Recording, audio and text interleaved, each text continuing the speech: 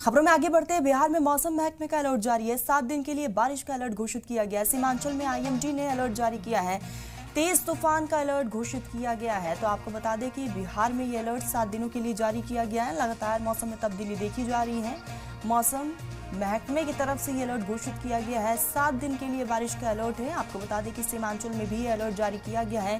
तेज तूफान का भी अंदेशा जाहिर किया जा रहा है। आपको बता दें कि न सिर्फ बिहार बल्कि कई ऐसे रियासत हैं जहां पर मौसम विभाग की तरफ से अलर्ट जारी किया गया है और इस बीच लगातार मौसम में तब्दीली देखने को मिल रही है। हालांकि जैसे ही मौसम विभाग की तरफ से अलर्ट जारी किया गया है उसके बाद से ही इंतजामिया भी अलर्ट मोड पर है।